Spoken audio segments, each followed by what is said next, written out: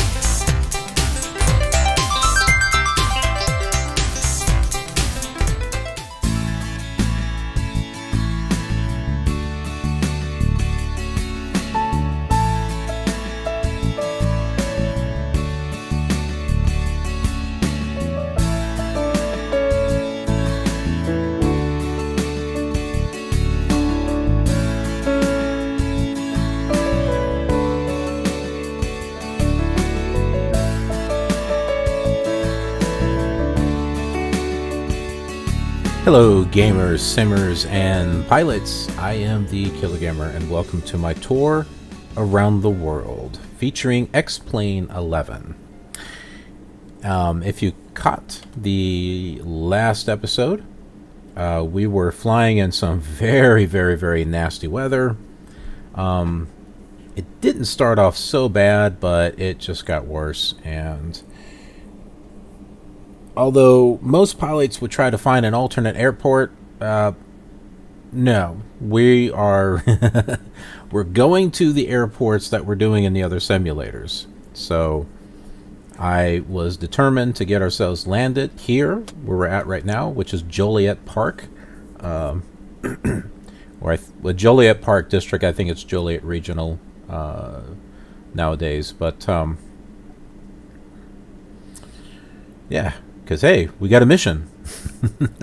We got an adventure.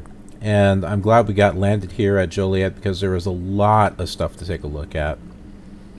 And as a result, what I do is I try to keep in mind how much time I would actually spend in a certain spot. As far as exploring and stuff like that. Sorry, I had an itch on my foot. So I advanced the time a couple of hours. Now, the other reason why I'm doing that is I'm trying to keep the time somewhat in sync with the other simulators. So if it's the sun is coming up in a particular area of wherever I'm flying, then I'm trying to get whichever simulator I'm on synced up with that. Basically, everything is going to be synced on what I'm doing on the Commodore 64 because that's the one that is the base for the flight. I can't fly around the world with it, so when we get to the point where there's no coverage, we'll be basing our flights off of what's happening on Flight Simulator 5.1. So the very earliest, and the reason why I'm working with the earliest, not all the airports are available. With 5.1, I'm actually going to have to put in airports because of the coverage. But we will worry about that when we get there. Actually, I might base everything off of Flight Simulator 98. There's more airports than that one. And then just kind of retrofit it with 5.1, and yeah, there's a lot of stuff. Anyway. Let's talk about where we're going. Looks like the weather has calmed down somewhat. What is that? Okay, never mind. I'm looking at my recording software and I saw this red circle thing up on the screen. It was right around here. And I'm like, I don't see it on the game. And I'm like, oh, okay. It was part of the recording software. It's like I had a window highlighted and it was showing like the edge of it. So I know, blah, blah, blah, blah, blah. Let's talk about where we're going. This is where we're at. Joliet Park. This is where we're going.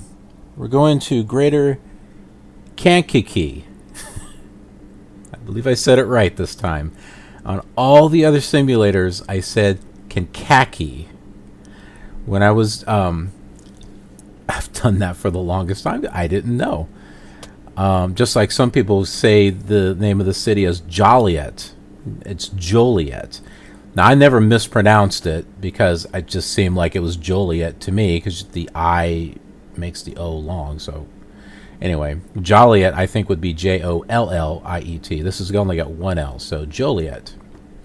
But Kankakee, that's not something that I don't think people would readily think of because of how the syllables are said. So I always just said Kankakee. When I was doing my research on Kankakee, I have to think about it for a moment. I wanted to make sure I was saying it right. So I looked up some news reports to see how others were pronouncing it. And I looked at a couple of sources and pretty much got the same thing of where they were saying Kankakee. Because as we're doing with the X-Plane 11 series, and I guess X-Plane 12 whenever it comes out, we're not going to do both 11 and 12. We'll just move from 11 to 12. This is more than just flights. Okay, there's plenty of YouTubers out there recording flights from one location to another, and they do it a lot better than I do. They've got souped up systems. I'm working on that. And they do cinematics, and it all looks great. It looks fantastic. That's not the purpose of this series. The purpose of this series is adventure and exploration. That's why we're airport hopping, and we're doing it in sequence. I'm not just doing like a flight from St. Louis to New York, and then the next thing you see is Seattle to Dallas, Texas. That's not what I'm doing. I'm doing an actual tour as if I was really flying in a plane. And once we get to the destination, I'm checking it out. I'm checking out that destination to see what's there. What do they have to offer? Because, and this is something that I want to do for myself. I mean, I'm not getting any younger. There's no way I'll be able to do this in real life, not financially. And I love traveling. I love to see new things and experience new things. And this is the next best thing for me, is to fly, travel, and actually explore and research the area that I'm going to. I can't wait to see how this is going to turn out when I'm out of the United States.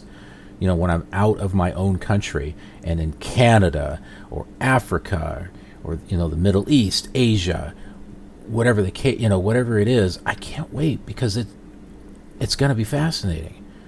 I may actually have to go to the library to look up some stuff. I may not be able to find it on the internet. But yeah, so I'm doing this not only for me, but I want to share that experience with you guys, so that way, you can come on this journey with me. And maybe you won't do it on every episode. Maybe you'll do it on some. But for those of you who follow me on every single episode, man, thank you. Thank you. I hope you're enjoying this. I'm trying to make it as entertaining. Trying to make it as entertaining as possible. Well, so much for the weather being good. I guess we better get out of here before it gets worse. Alright, let's take a look at the maintenance report and see if we... Oh, heck. This is going to suck, isn't it?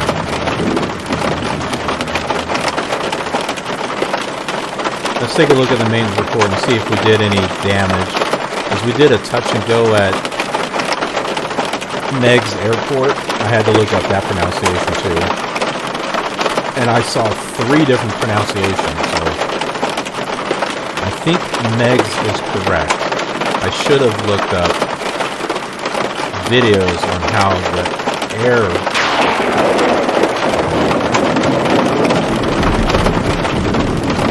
Yeah, that don't sound good. Boy, this flight's gonna suck. Alright, well this all looks good here.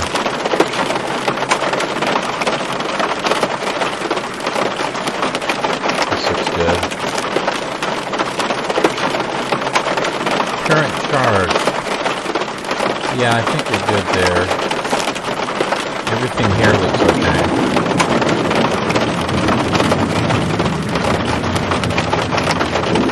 This is like the U.S. Post Office. Rain, snow, or shine, is that what they say? We will deliver. And I am going to fly. I'm not just going to sit here and wait for the weather to get better.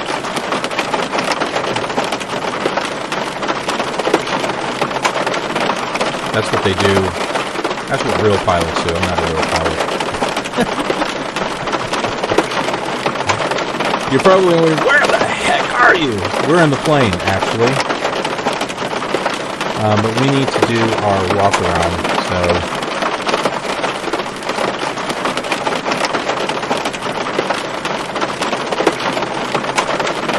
Oh boy. Alright, Pilot's Operating Handbook. Does this count my traffic? It's a book. It's flight simulator related. Alright, park and brake to know it's set. Avionics switch is off. Well, yeah, obviously it's dark in here. Master switch on.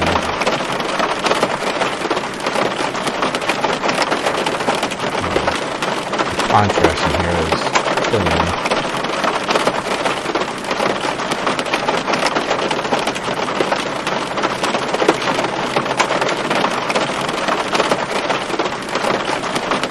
Control doesn't seem to be working here.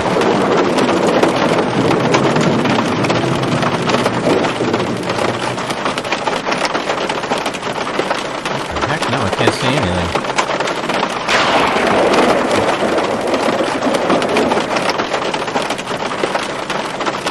Oh, that's why I couldn't see it, because we're in here.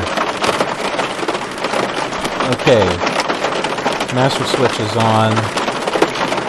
This is from the REP Reality Expansion Pack. Realistic Expansion Pack. I think it's Reality. The other one is XP Realistic. Alright, fuel indicators. We're good there.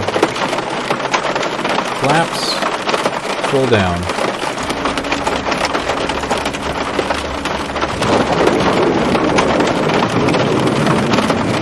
Master switch off. I don't think so. We're going to keep it on. Because we're going to do a lights check.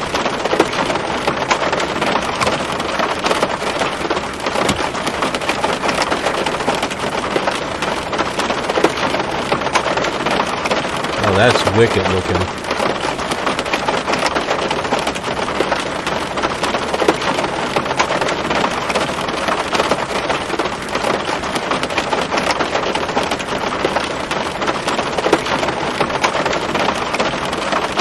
Back to pre-flight.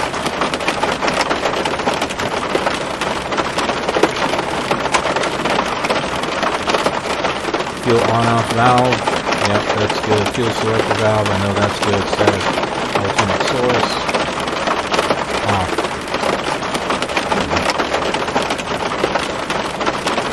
Is out. Trim controls. Neutral. Yes. Baggage door, well, we can't see it, but it doesn't open, so we'll just say it's jammed shut. Check elevator. Yep, good.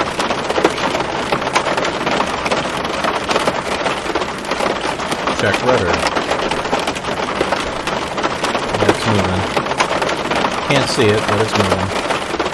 Toggle tie down. Emergency locator beacon. We might need that, we may not make it. We'll parachute out. Flaps. Wow, this is loud.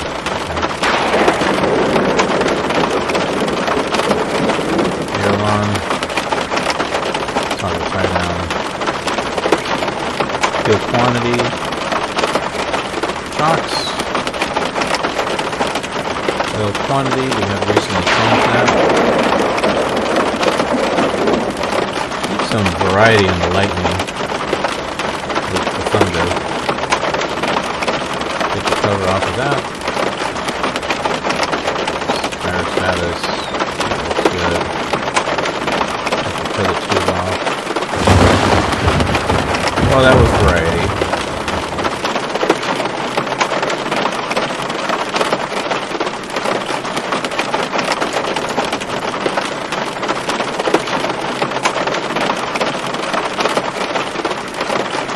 Holy smokes, man.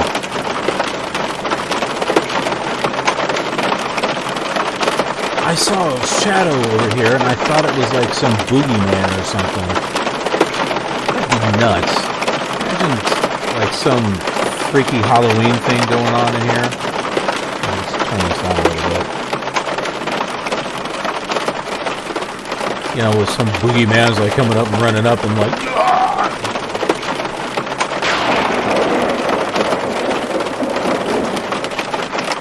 This is based on real weather.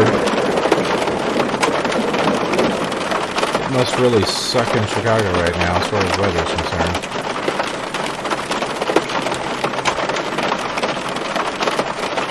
What did I do with the knee pad here?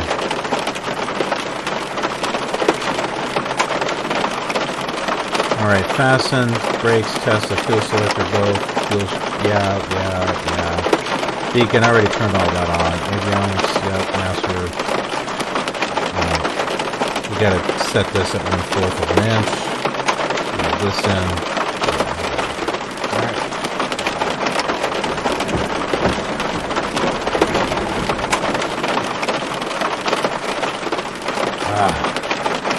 Flooded engine number 1.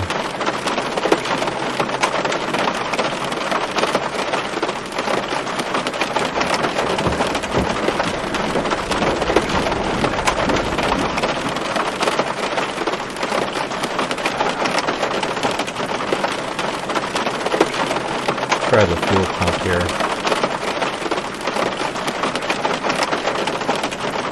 Oh, full lean. Sorry, I had it the wrong way.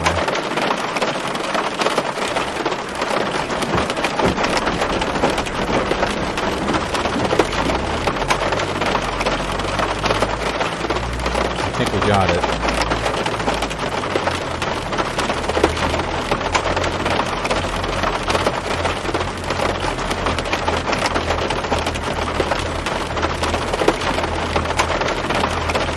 I know you can barely hear the plane.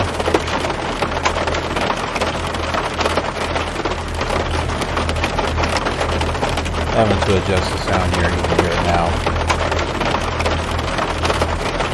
I didn't check the propeller area, did I? Well, if there's some boogeyman in front of the plane, well, he's not there now.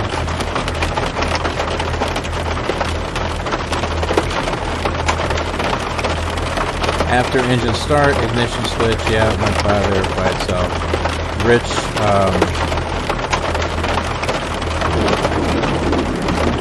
put that on rich mixture. Don't you like how it says mixture here and then mixture here is lean? It's like, come on, man, make up your mind. Alright, oil pressure, check, avionics, on.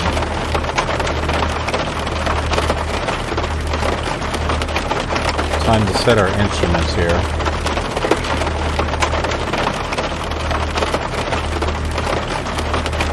Oh, jeez.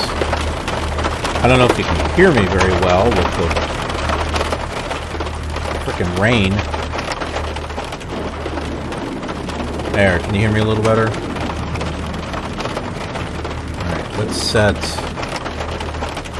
that off.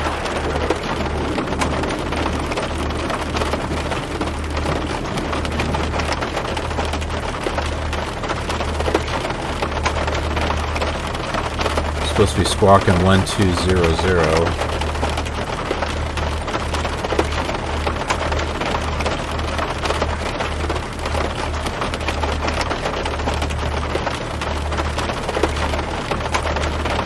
Set up our flight computer here.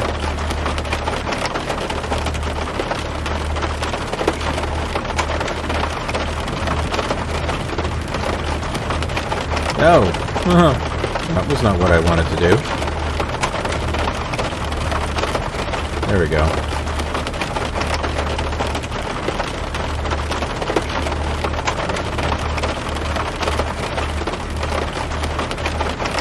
Alright, it's KIKK.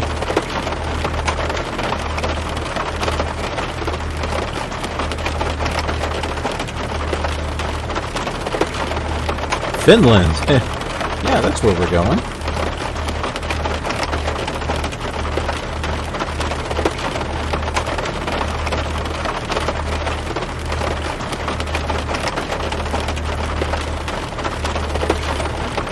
There she is.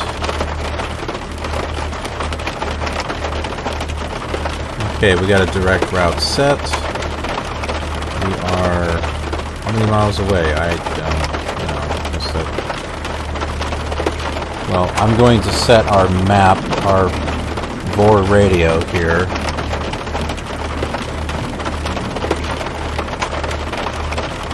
.6.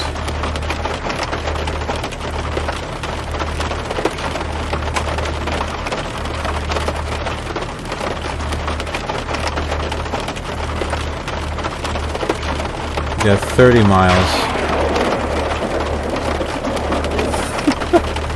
That thunder sounds like one of those old horror movies, you know, from like Dracula or Frankenstein. It's like we're watching a horror movie or something. I don't know if I'm ever going to use this stuff down here. X-Plane. This is the X-Plane radio? I didn't realize they put out radios.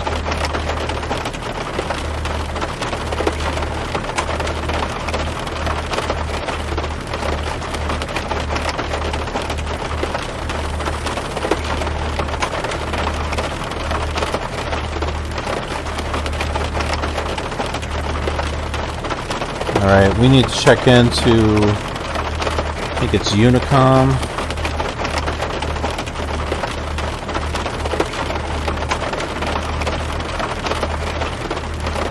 .122.7, you can't see it, here it is.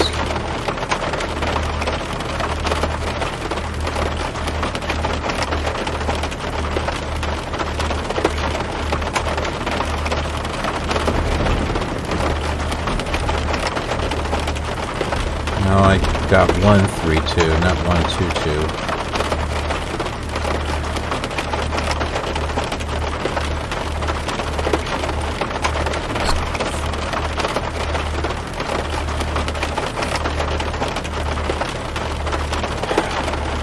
Let's request field advisories.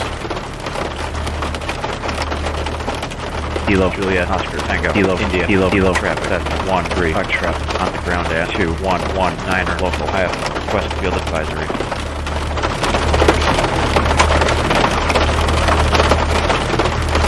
Cessna 1-3, Foxtrot, wind 190 at 17, gusty, altimeter is 297, 190. 1-3, hard traffic, roger, thank you. Man, gusty, this is gonna... It's not gonna be fun.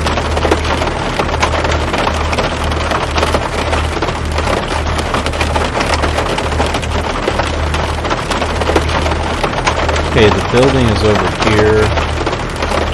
We can't see it, but the main building for Joliet is over there. We're gonna turn around.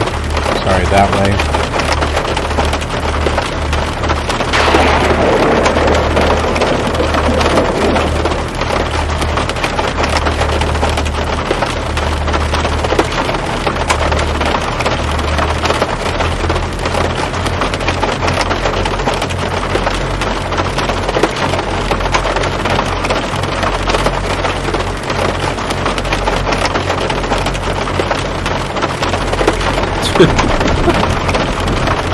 Big tank there.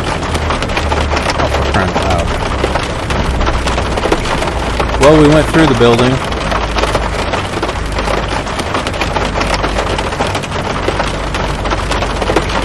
That's okay, we're indestructible.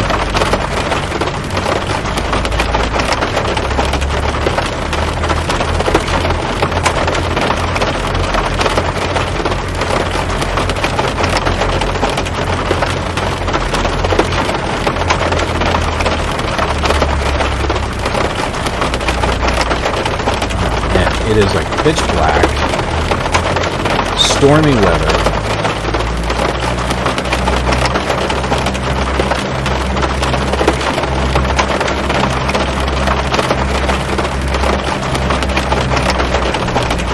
Hold on, this is not the direction we want to go.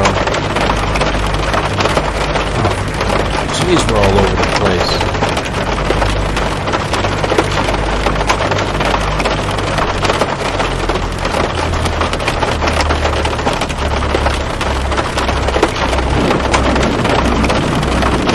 Holy crap, are you serious? This thing is blowing us all over the place. We're getting blown around like a rag doll.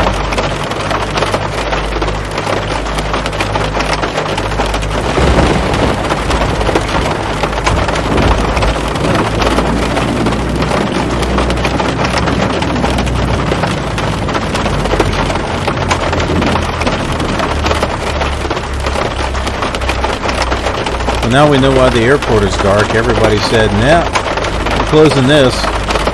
We're not going to work tonight.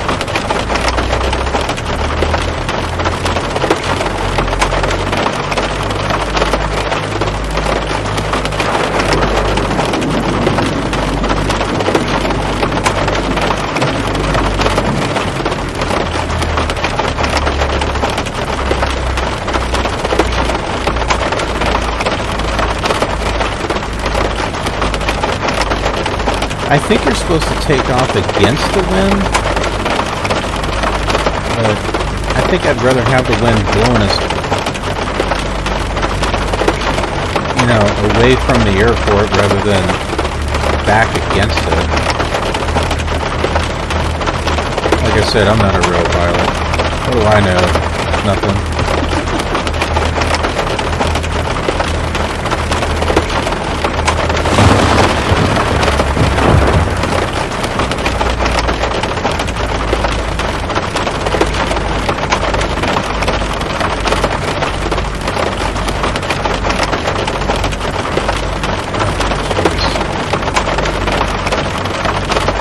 Okay. Got the taxi. I forgot to declare that we're taking the runway.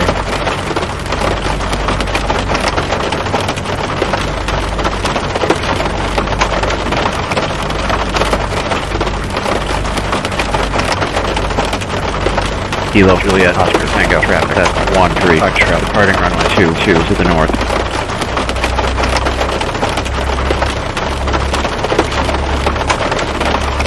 I don't know what it's thinking we're doing.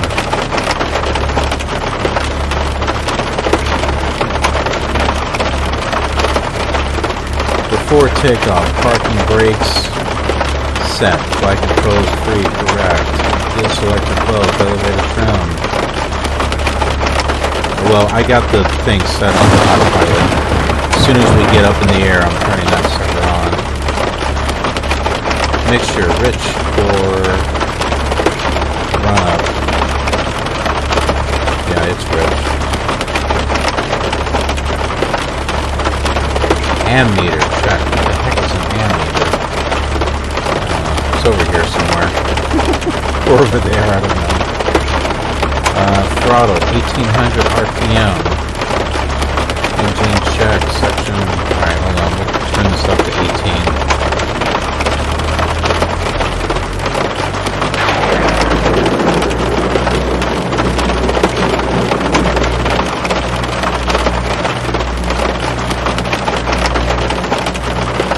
Throttle idle. I'm not sure what that means. When it's set here, throttle should be 1800, so I don't know. Brakes released, yeah, door and windows are closed. Yeah. You can't open up the window in this. Flaps wired. Oh, they're down all the way. Let's not do that. 10 degrees of flaps. I think that'll get us up in the air. Mixture, rich.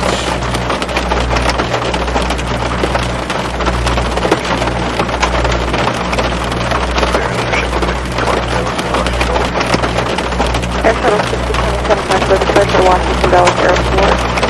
via the Jack to departure, telling transition, minute 5, finding in 10,000, specified level 330 and 10, squawk 3506. X-ATC-Chatter is on, although I have it set for a delay. The minimum is 60 seconds, so hopefully that'll change here in a moment. Aircraft 5227, read back rest, around number. Thank you. Alright, I think we're ready. Hold on, no we're not.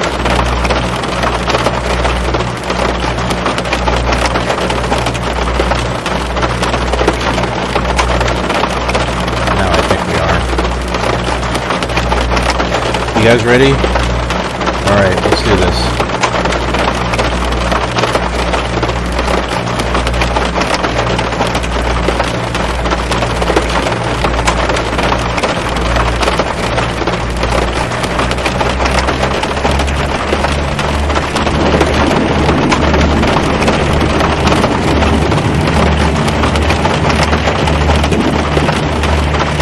Whoa!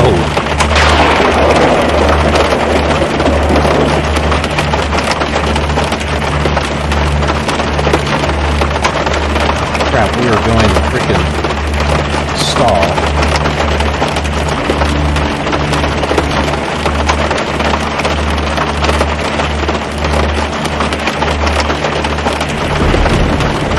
Holy heck, man.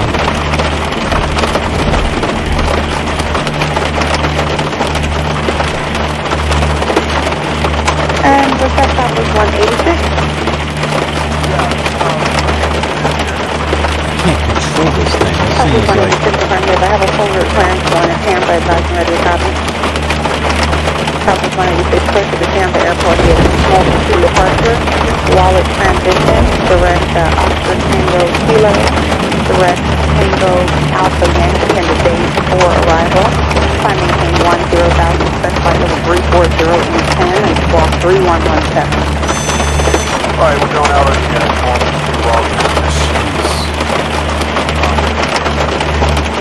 I don't think I can use autopilot.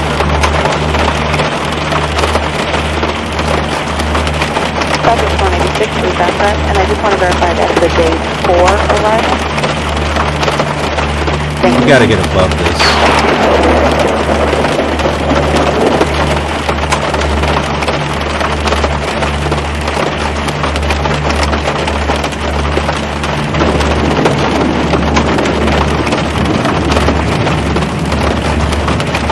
Kilo Joliet Oscar Tango Kilo India Kilo traffic that's 13 4 miles north at 2,000. I'm not getting any control.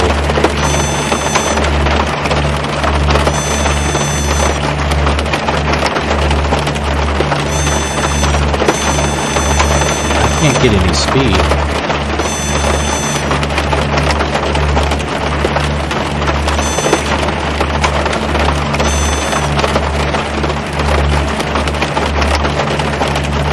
My controls aren't working, man.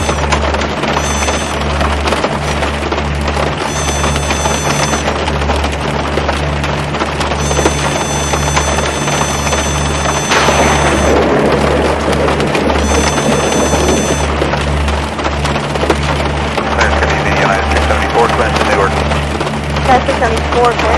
So Newark Airport, the Palmer 2 departure, as coming from Right, Woodbridge, meeting things up. please, block 2516.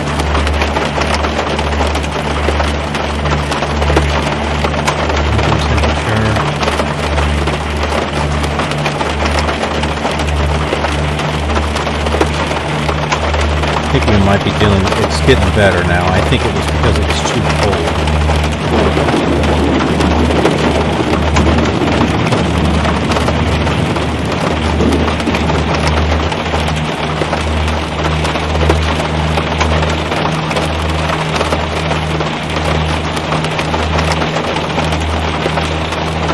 This is much better.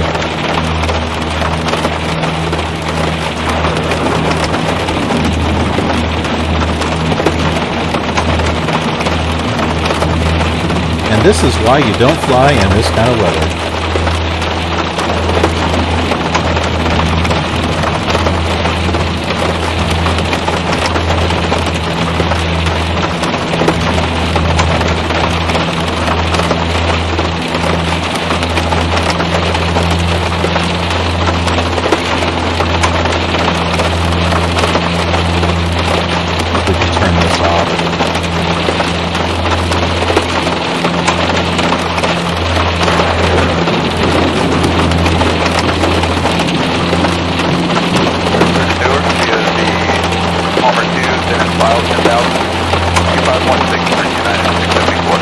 Take care for Rebecca.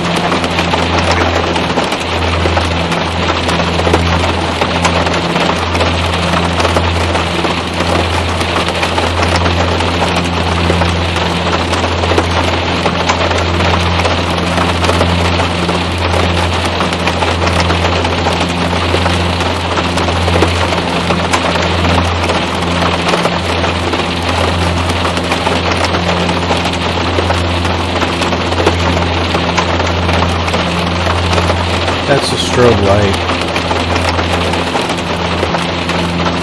I guess we should use it for other planes to see us. It's getting harder. See out here. Man! Heck, man, I can't see a dang thing. Well, this is an IFR flight. Delivery from the 3756 Heavy. There's no way wise. 3756. We request 09 left, full length to the departure. Okay, yeah, your bus has to come out in about 5 minutes. Okay.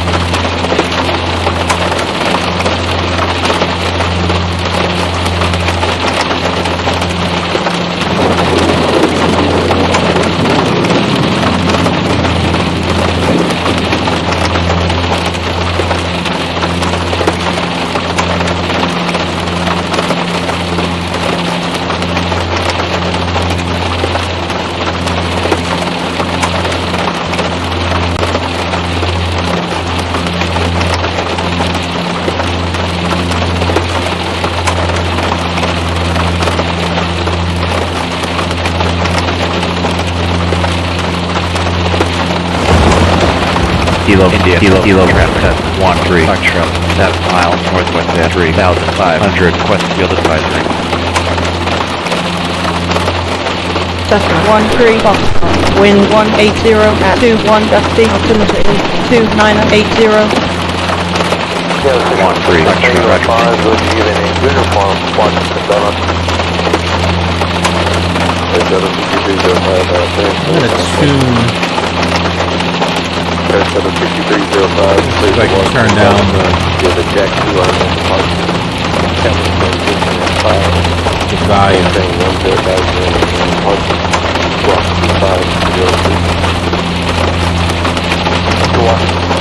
So you got all these sounds here. Let's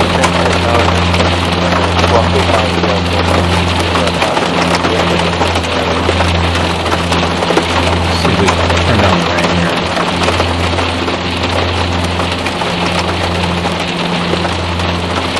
That's a little better, I think. About 30%.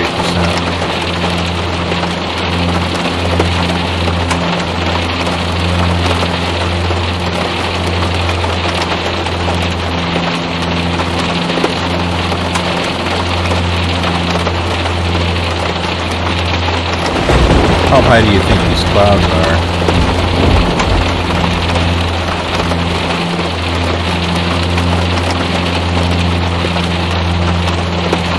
Answered our own question.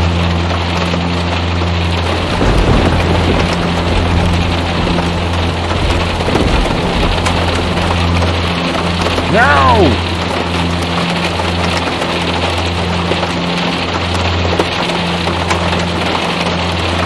Delivering a 3756 Heavy. 3756 Heavy, right? Sir, we received the data. And we request 09 left full length. Roger, have a good day.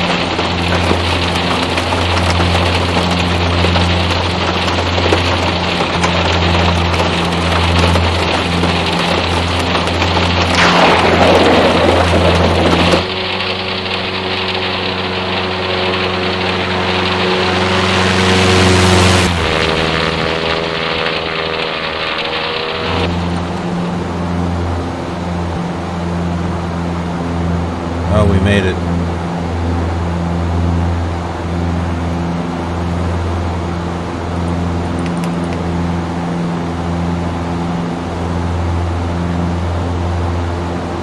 Oh, man.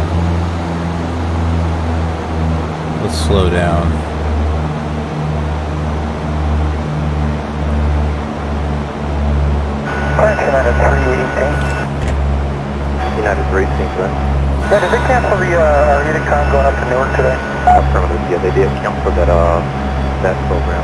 Okay, thank you very much. Well, we can see some of the ground down there. Unless we got out of the storm. Maybe that's what it was.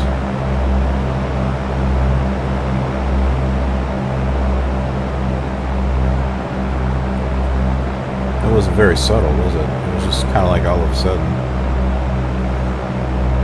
Hey man, put your yoke back. Okay, there you go.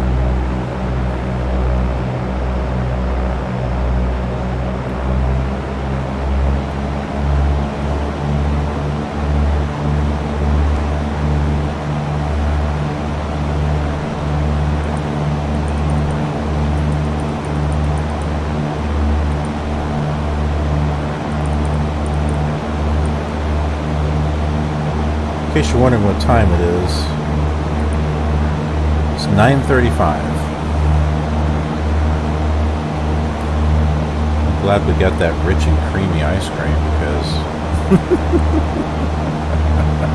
I don't know, I might need some more.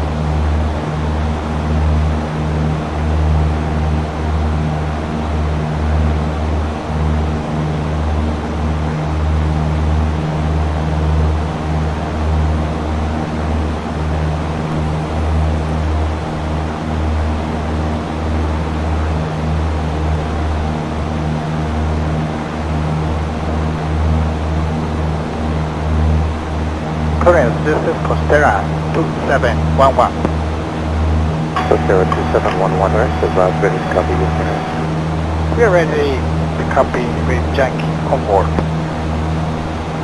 Alright, Costera 2711, refer to Mike, Quebec, Tango Airport via the house. There's a checkbox on here. I'm not sure what all of these do. Well, I mean, I know like some of these are Tango, transition. The locations. Climate maintain 100,000. I don't know what interior sound only is. I clicked it. It doesn't sound like interior sound. 10 minutes after departure. Squawk 3171. Clearance for some reason. 2711, we're cleared to Mike, Quebec, Tango Airport. They don't have one here for Unicom. Hey, Or Multicom. climb That's something that needs to be fixed. Deck 380.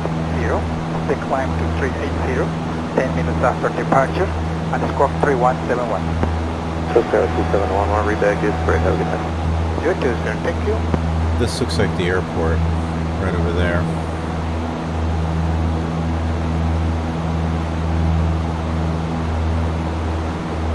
.7 miles. That's about right.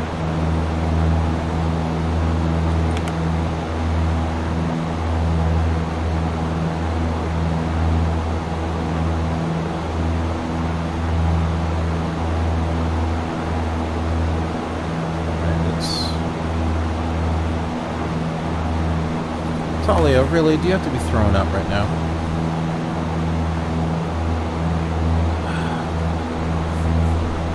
That's why you don't bring your cat with you on your flight.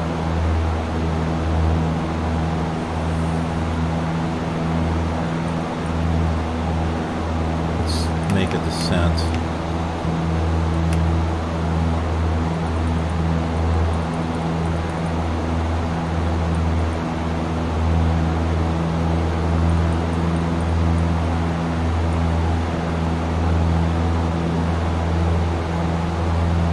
I lost everything.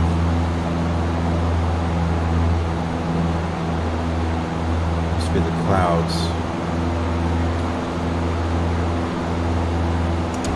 I'm gonna pull down one of my flaps and try to slow down some. That would be...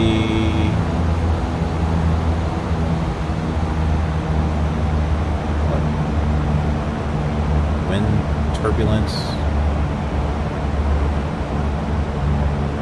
Under clearance, good evening, the T438, what's the like to open the airport on the show?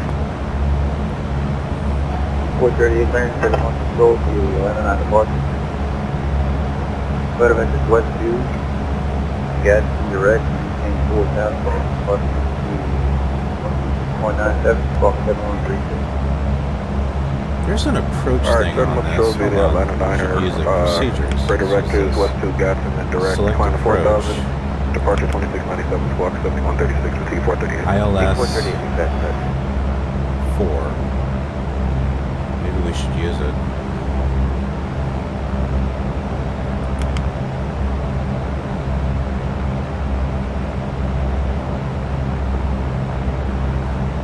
Not sure if we should use those or not. Let's just use vectors.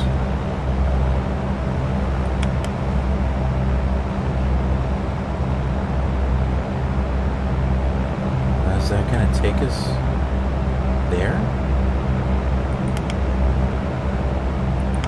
Doesn't quite look like right vectors.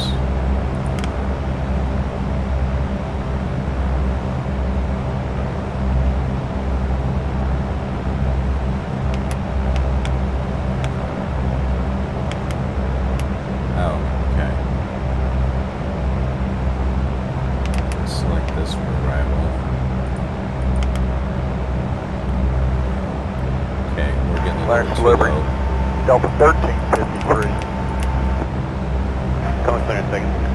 Delta 13. There is no arrival for Negative CPDLC. Kankakee. So 1353, roger. Clear to the airport via the Halo 2 departure. Sarge transition, NS filed. Maintain 10,000, squawk 5741. Delta 1353 is third Halo. Sarge transition, climb 10,000 feet, squawk 5741. So 1353, read back. You can see this. It's out here somewhere.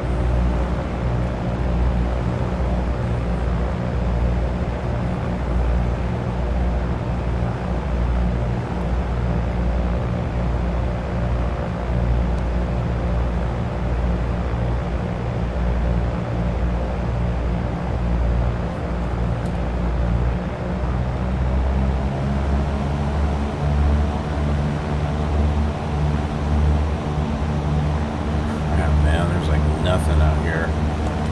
Can't see anything.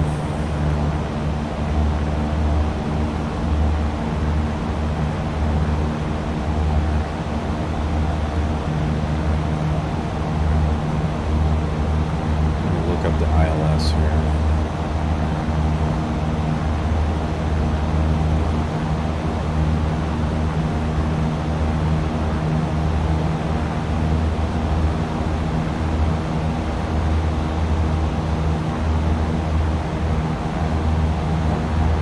Crap, man.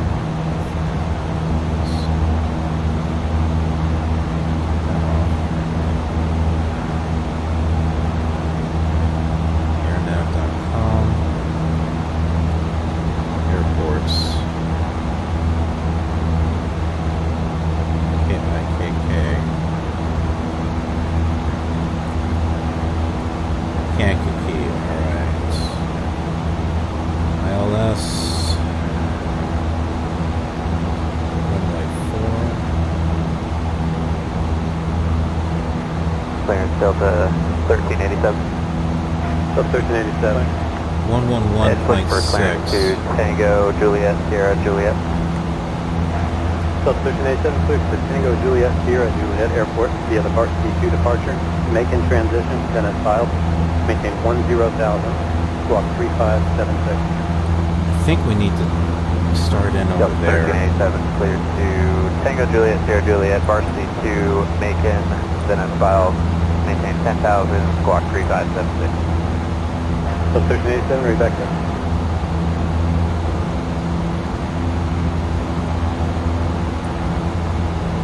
And this is our go around. Okay, so we're going into Lugo first.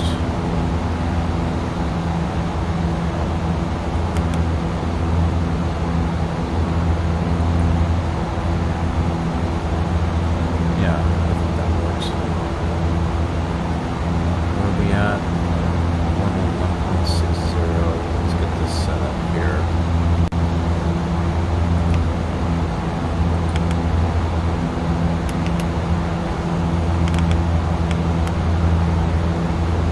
I'm using one as a backup so I can get my distance.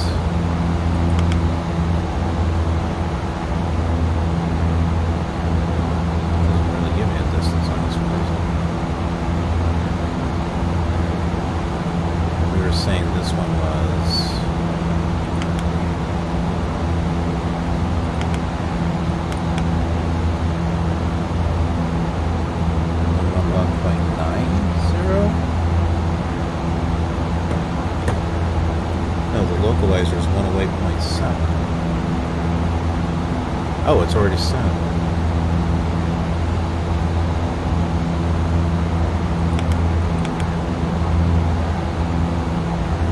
Runway 4.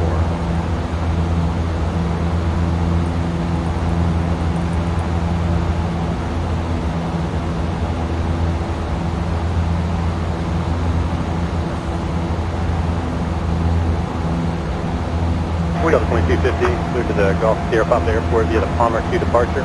Direct to Palmer, then as filed. Maintain 10,000 and squawk 5257.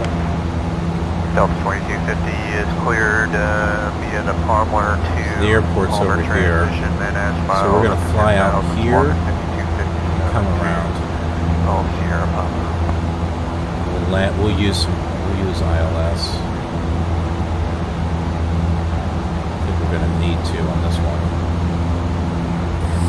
There wasn't one on Joliet, but heck, there's one here at Kankakee, so I think we better make use of it.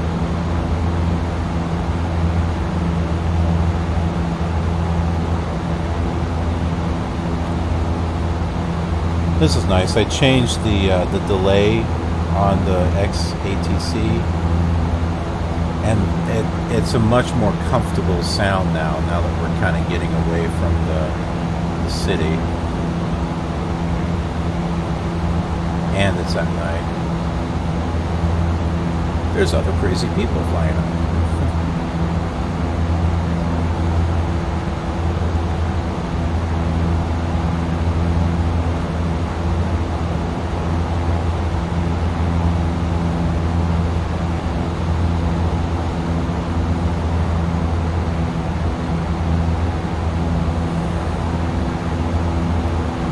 Not seeing a thing. Endeavor 3366. My stroke's Endeavor wrong. 3366, last time. Yes, sir, we're not picking up a PDC. We need to get a clearance, please. I thought maybe we're in the clouds or Endeavor something. 3366, clear to the airport via the Bang 2 departure.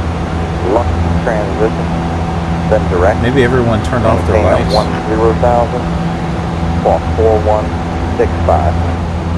73366, clear There's some via type the of bank glitch happened departure with lug, X-Plane. then direct. All the scenery disappeared. Endeavor 3366, back to verified Bang 2 departure. Bank to departure, Endeavor 3366.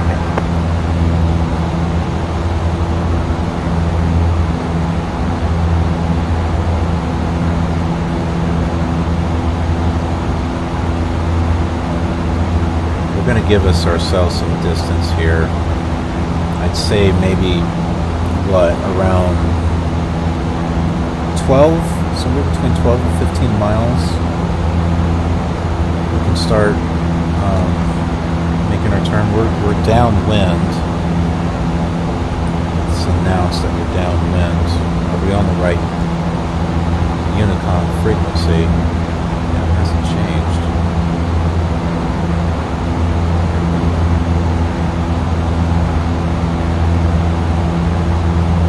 Kilo, India, Kilo, traffic, Cessna, 13, extra, 6 miles from Kilo, India, Kilo, at 3,000, entering left, downwind for runway 4. Clear delivery, AC-5326, we're negative 8 cars, we have a clearance on file, and we're ready. I've got world traffic on. AC-5326. Let's see what the ATC says on that one. AC-5326, clear via the Halo 2 departure, Sarge transition, as filed. Maintain 10,000. Expect flight level 22010 minutes after departure. Squawk 7226. Clear via the Halo 2 got departure, start completely transition, messed and up. found. Climb maintain 10,000, expect flight level 220 and 10. Watch frequency, squawk 7226, AC-5326. AC-5326, Tempted back to is correct, get and this where thing you parked lower. is We're ramp 4, D42, AC-5326. AC-5326, thank you very much, have a good flight. I think we need some Thank you. good altitude to get a good glide slope. If I can get it to work, we'll use the approach on the autopilot. Hopefully that'll get us lined up nicely.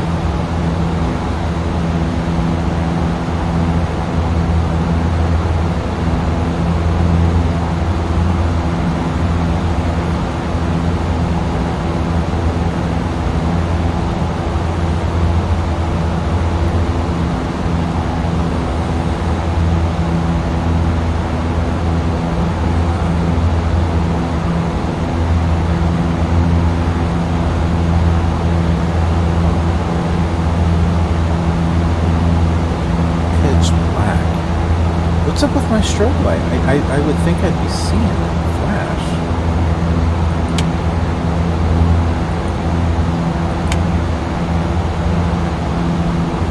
Good afternoon, clearance Cameron 839 Yankee.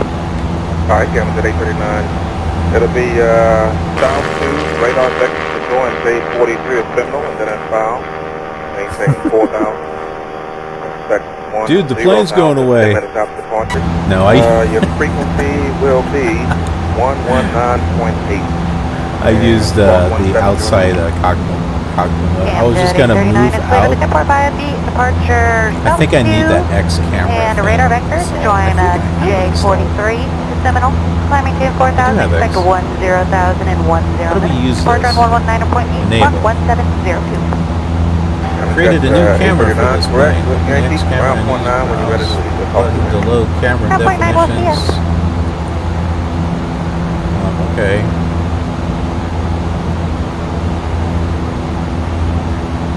Toggle control panel.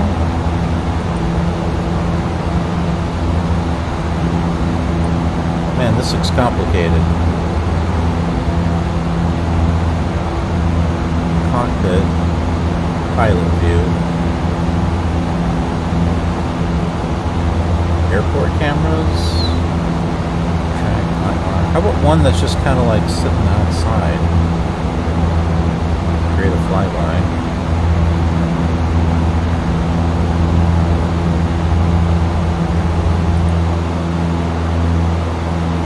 That's an external camera. I have no idea what we're looking at. Oh, wait a minute. I think I see the plane. Wait a minute. It's not. We're still Good inside. afternoon, it's Ameristar 9464 with Yankee. Ameristar 9464. Where you parking? South Cargo Ramp Bay 4. Okay, stand by, let me see if I can find it for you. Ameristar 9464, you cleared to the non-departure. South 1, expect radar vector J45 to That's weird. Foreman Beach, and then That it's looks really weird. Maintain 10,000 and squawk 2072. Ameristar 9464. Oh heck, what did I do? Third South 1. Vectors to J45, Foreman Beach, as filed. 10,000, 071 squawk. What did I do? Ameristar 9464, read by correct. Stand by for a minute, let me take a look We'll at the just flight. disable it. Ameristar 9464, you all set. We'll talk to you later. Y'all set. Thanks, sir. Have a nice afternoon.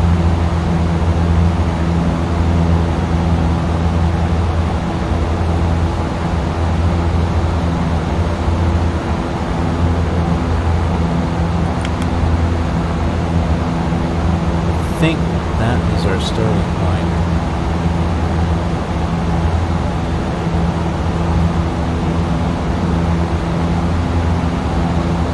Seaway.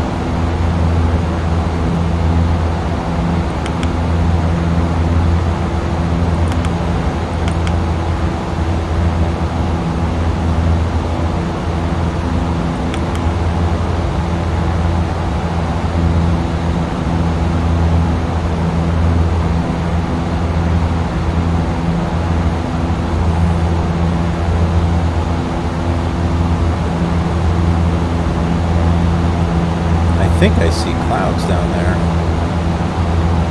Clearance Southwest 1017. Southwest 1017. Didn't get a CPGLC, we got Zulu. Let me try to find it. Now, Southwest 1017, your clear cage in 2 departure. Single transition at files, squawk is 2527.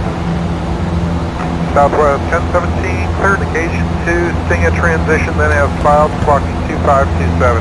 Southwest 1017, your back track, see ya. 27.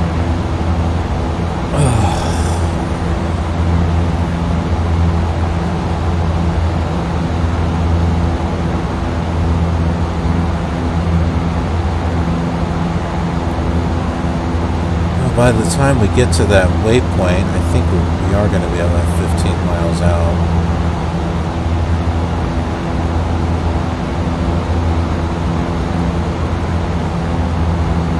I don't know what it's going to be like when we get down below the clouds.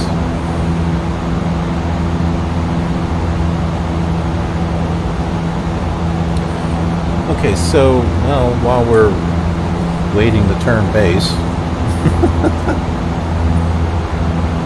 I got a couple of traffic programs for Flight Simulator 2002, and I think you can run them at the same time. There's the ever-popular Ultimate Traffic. It's dark, you can barely see that. And then I've got My Traffic 2004. Oh, looks like it Which- went through the CP DLC, or you're unable to pick it up. I didn't think it would work with 2002, and it does say you can use it with 2002, which is No, good, it's just you, but because I'm using World of copy. AI for 2004. I got a 413, you're cleared to the airport. Now, from the stuff that I've read, My Traffic is kind of like install it. Squawk 3341. You're done. Ultimate Traffic has like things you have to do with it, I think. Departure plan time 1810. But the Ultimate Traffic is good for like airliners. 1810, And well, it's in My Traffic also, but it does a better job on GA. Yeah. So let me kind of go through. It has a list. It's a pretty big list here of. Is that all the German stuff?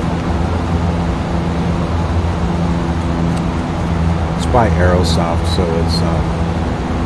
it's in German first, and then it's in English. Oh, I guess they don't need an English version. Oh, appendix. Okay. Reference list of the aircraft types. So there's Aeroflot. We've got like the 737, 777, DC-10, etc. Aero Gaviota, Aerolíneas Argentina, Aero Mexico, Aeroposto, African Safari, Aegean, Air 2000, Air Africa, Air Algeria, Air ALM, Air Andaman, Air Atlanta, Air Baltic, Air Berlin, Air Bosnia, Air Canada. There's quite a few under that. Current, good afternoon, Costera 2709, we're copying current with information Papa on gate Foxport. Air Europa, Air China, Air France, Good afternoon, go to the Mike Lima Air Guinea, Air Holland. There's a lot of A's in here. The transition, that's Air One, Alaska, Air Nippon, 26. Air Nippon, Aloha, America West, American Airlines, Eagle, Asiana Airlines, Australian Airlines. You could be here all day reading this thing. British Airways, Britannia, Cathay Pacific, China Airlines, China Eastern. Okay, so you get the idea on that. I know some people were saying on like Ultimate Traffic it doesn't have like FedEx or DHL. This one does. My Traffic does. General aviation, we've got the Aero 2, the A321, the ATK-1000s, Baron, a 737 as a general aviation. Okay. C-172, a lot of those. It's Wings 172 SP. There are a couple of retractable gear ones in here. C-182, C-28, Cherokee, Clouds. Oh, I forgot we were going down, weren't we? No, we're steady. Okay. Piper Club, Falcon, Duke, Learjet, SQ-2000. Sopwith Camel. Try flying one of those in this weather. Twin Comanche. Alright, and then we're in like Gulf Air, Ghana Air, Hapag-Lloyd, Indian Airlines, Iran Air, Iberia. There's a lot of pages. Man, I can't wait to see what that's going to look like on Flight Simulator 2002. I'm excited about that. Now, see, My Traffic, I think it just gives you...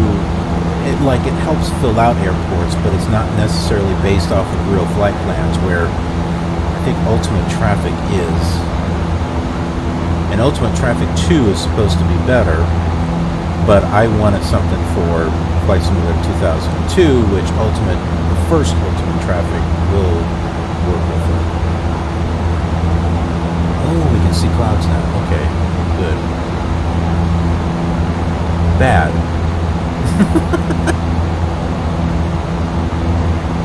Okay, I think we can start turning base here.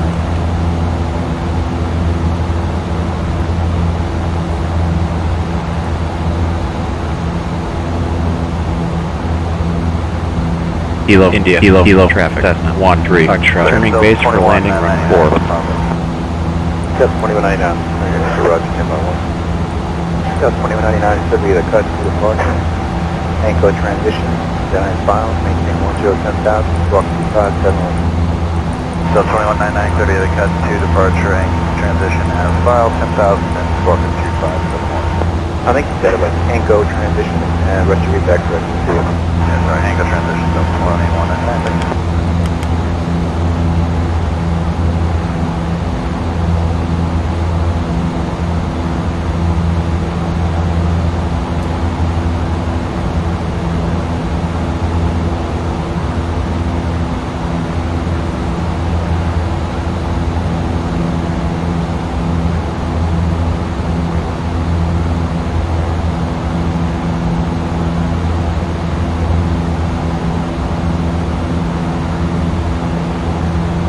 Funny, I thought the flashing had to do with like some type of graphical glitch going into the clouds, because I saw that happening on Flight Simulator 5 or 98, I can't remember which one, and I thought it was just a graphical glitch, and now I just realized it's the strobes, because it's reflecting off of the clouds.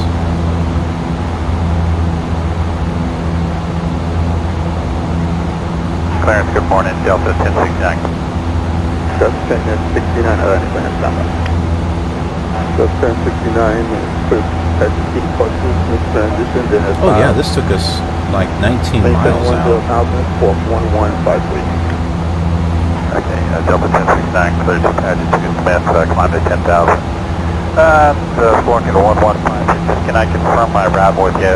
Q7 after Smith to Jonan, direct to Henderson, ATNN, to the Bremen 5. Delta 69, stand by, I got to print that one moment. I'm sorry, because I have a thing here, route change alert I was looking at replacing some of the WAV files that are in ATC-Chatter, Smith transition Q67, I got the but intersection, direct HNN. not quite sure of the format. Alright, that's all we have. Thank you, sir. Delta 1069. Have a great day. There's a lot of them, and I can replace them by name, but I don't know, it just didn't seem like something I should really mess with. Alright, let's get turned here.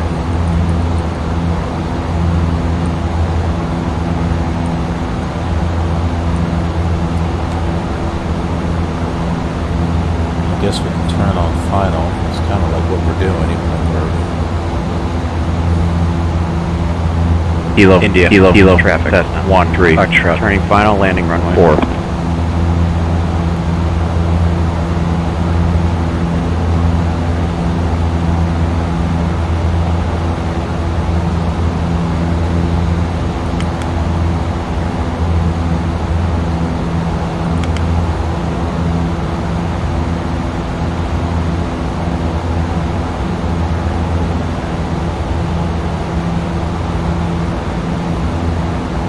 Number 3620, calling to get us there. Then 3620. Clarence, please. 9 departures.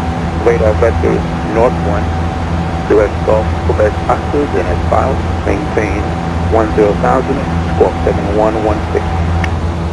What was that first fix after those vectors for number 36? Radar vectors north 1, November, Oscar, November, Echo. Alright, for number 3620 cleared to be a departure radar vectors north 1. Then Gulf, Quebec, Oscar, as filed up to 10,000, squawk 7116. And then 3620 read that correct. Right. Where you pumped that? You gotta do is just kind of chill out here. 30, number 30. Bye, thanks.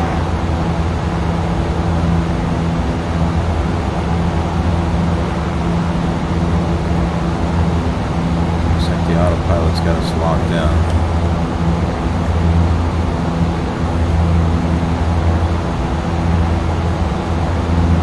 What the heck is this? Oh, the ADF.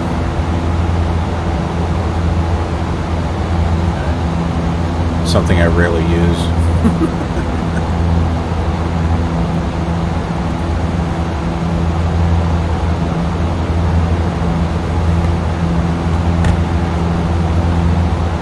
What's the vector for the MLS? 3-8. Oh, that's close.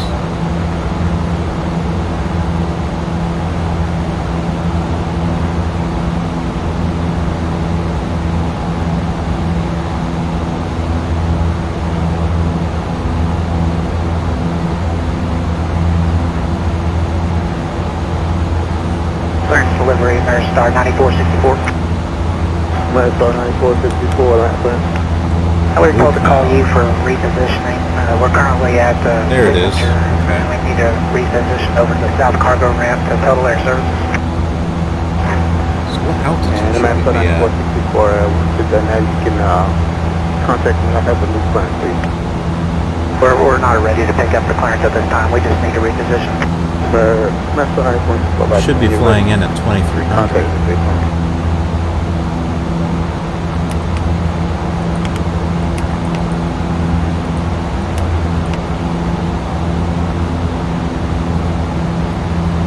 I'm looking at this here. See, it says 2300.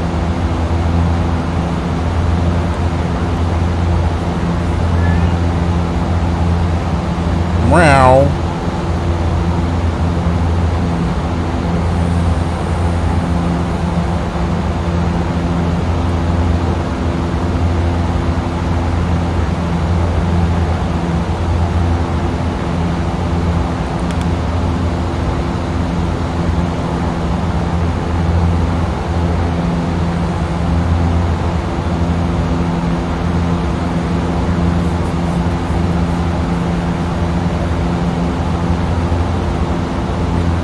Obviously not active yet.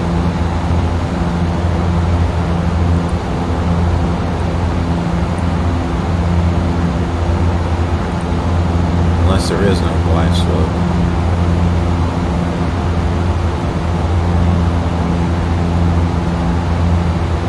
So is this going to get us connected? Yes, sir. We with had a maintenance return. Looks like we might be out of here in about 20 to 30 minutes at the latest. Just wondering if our TPLC clearance is still valid. To the 1240 affirmative, and I'll amend your time so you don't time out. Give you 2 hours from right now. Outstanding. Thank you, sir. Looks like everything is okay.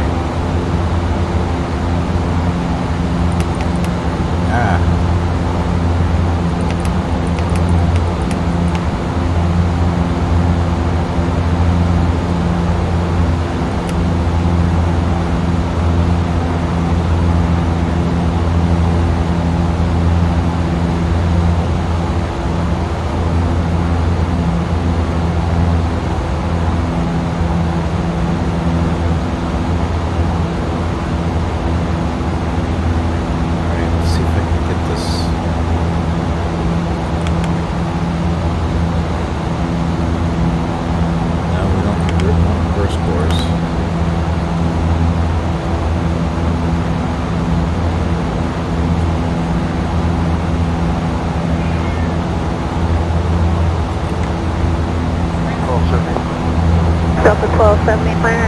Yes, ma'am. They got us on the Halo today. Do you know if that's going to be north or south departure? Which side of the airport? So 1270 to inspect the departure runway 27 right. Thank you. This doesn't You're appear to be setting us up.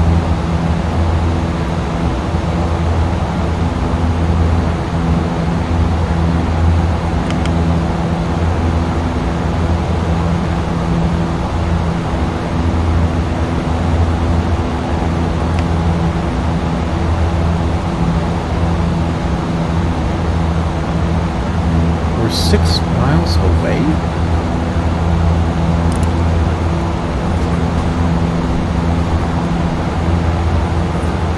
I have a microwave.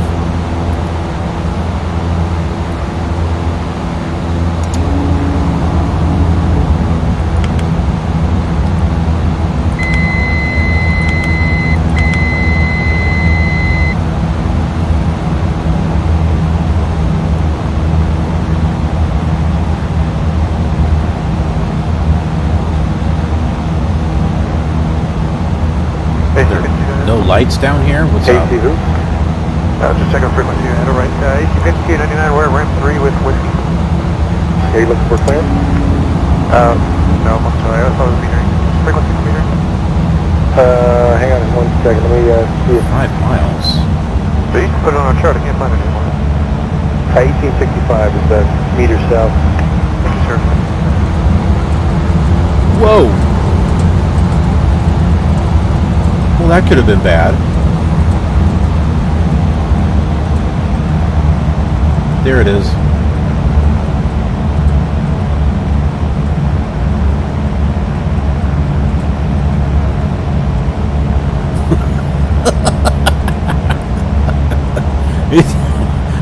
It's nothing but the ground coming up. Like, oh crap.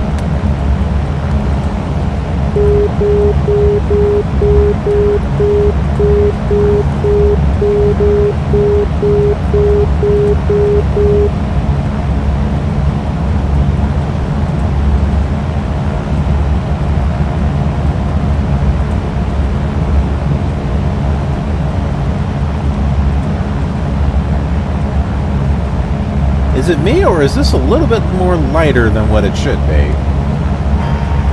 And clearance, American 2437. American Shouldn't it be dark where we can't see this? Yeah, I was wondering if you showed anything on file for us. We've had anything come up on the CP DLT. You're going to LA, right? Affirmative, sir.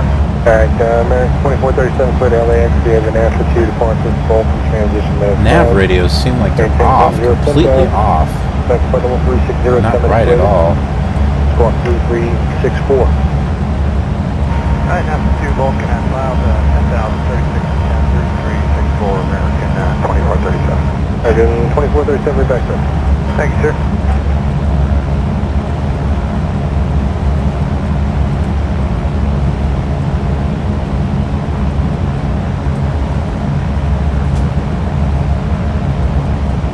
I think I got the Orthophotos loaded in this area. I don't think those are the default.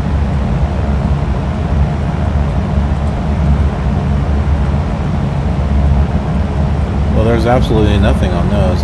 I turned my autogen down a little bit.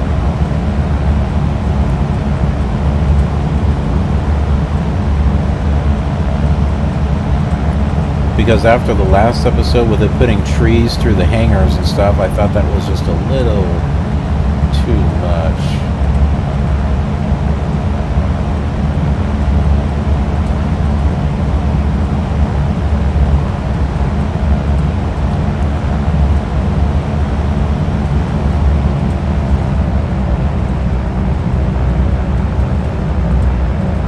We're getting blown off to the side here.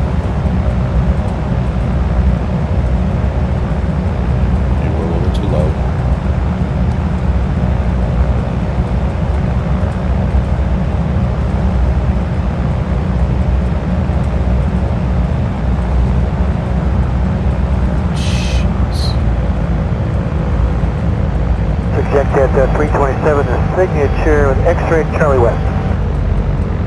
Hey, this is 327, clearance, go to Jaeger, busy, Smoky 2 departure, Smoky intersection, minutes 5, maintain 10,000. That's what it should have been like to start with. Smoky 2243. The Smoky 2, Smoky transition is cloud 10,000, expect 30 and 10, 2243. On the squad for eject at 327, the signature with X-ray. Jet 327, we're back, Frank, get her. Jeez.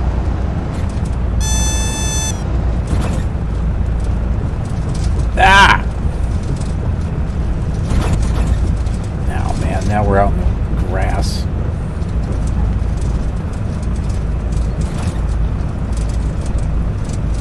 I'm losing control. Ah.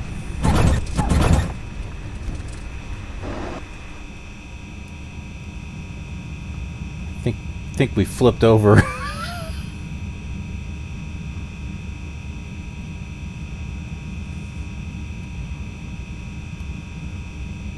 Yeah, I don't think we're in good shape here.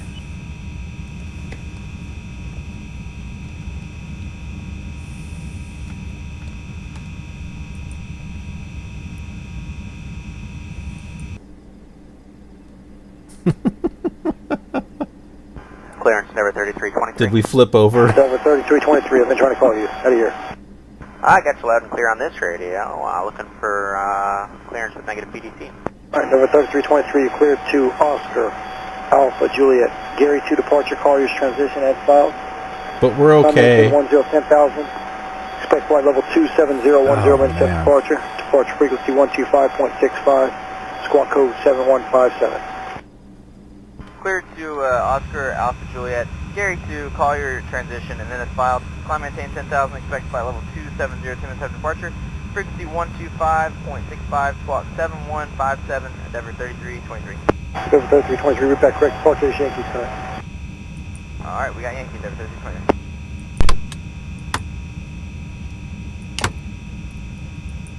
We're okay, but the plane's not.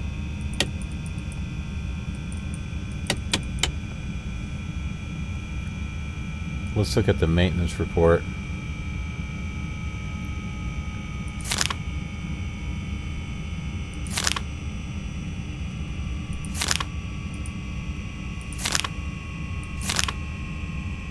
Cylinder's heavily damaged. My goodness.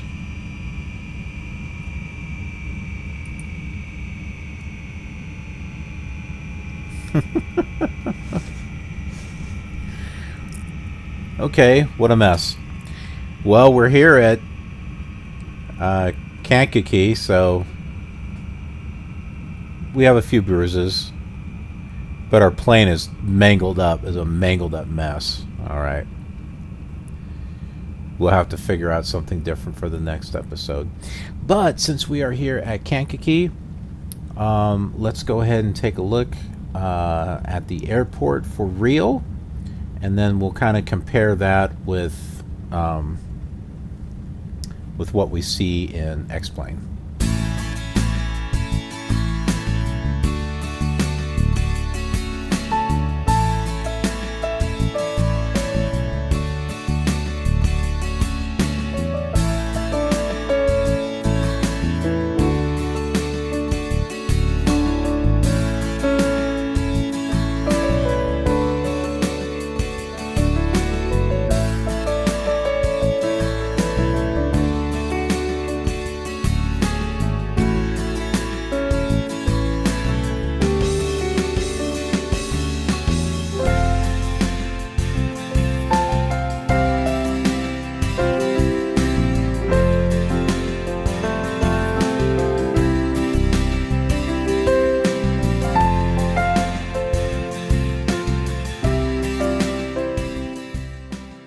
Okay, here we are. This is the real airport from satellite view.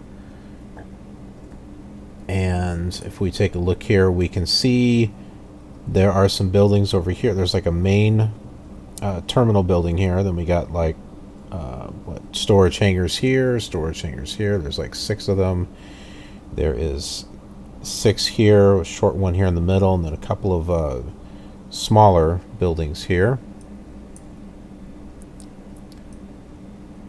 And this is Bing Maps, which is where I loaded the Orthophotos from. So we should be able to see that. Here's the 57. And here is the Kankakee River here.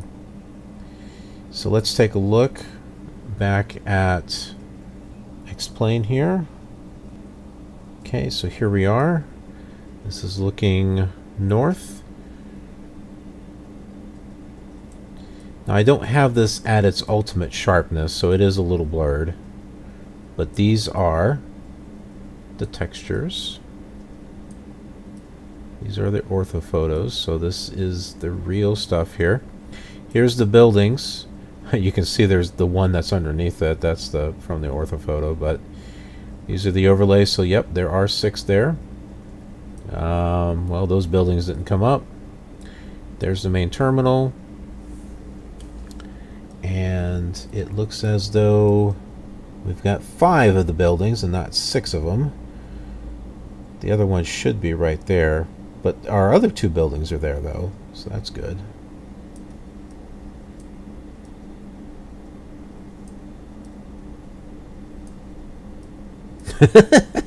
That's our plane. Yeah, this thing is that thing is toast.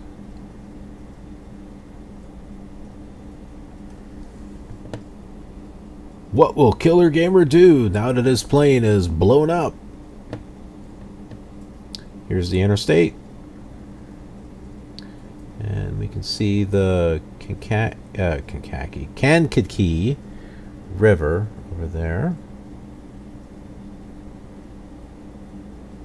And it looks like we've got something over here. Maybe, I guess that's a house. It's flat.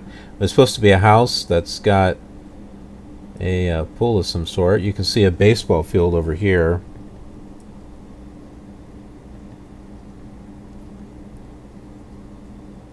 And this should be like a house or something there. I wish it would know where to do the overlays. Okay, and I can see 3 bridges over there. At least it didn't put, at least for the most part, it didn't put trees in the little baseball fields.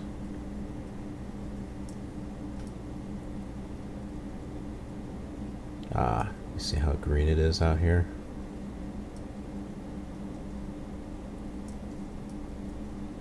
This is why I like the orthophotos as opposed to the generic ones. So here again is the satellite view. We got the 3 bridges coming across here. Look, we got the baseball field here. This is nice and sharp. Now, once I get my new computer built, I'm going to get more storage specifically for the orthophotos and stuff. So this will get more sharper. This is interesting. I've never seen anything like this, where you've got 6 ballparks all next to each other. That's interesting. So here's all the green out here.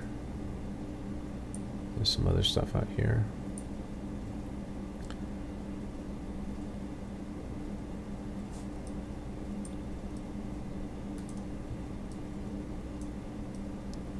See, it's nighttime. I've been wanting to see what this looks like during the daytime.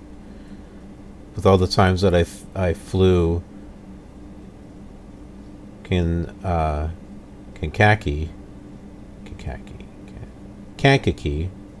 it's hard to get. There they are. There's the 6 ball fields right there. Yeah, so all the times that I've flown it, I've never actually seen like what the textures would look like, you know, until now. Of course, it was all dark and stuff, and we didn't see all of it, but you know, here it is. Okay, cool. Well, now that we've seen the airport and we've seen the scenery out here of what it looks like, let's go ahead and drive into town and have some fun.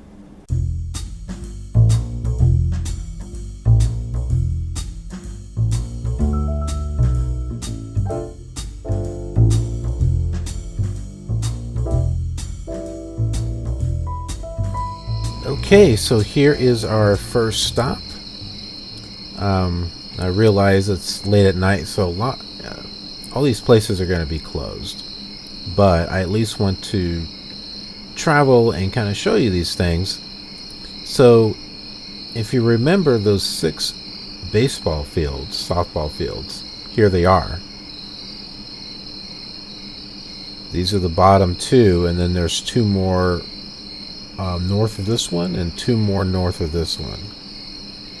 Now, the name of this place is the River Road Sports Complex. So I thought, you know, let's take a look at this here. So it says here softball leagues bloom in the spring and carry on through the fall in 2 sessions at the River Road Softball Complex. These fields are available for private rentals, corporate outings, family reunions, and birthday parties. And also a part of this is all part of the Kankakee Valley Park District. There's also a Riverrun Dog Park and an Ice Valley Center Ice Arena. Sorry, I have a sore on my tongue, so it's making it hard to speak. A rec center.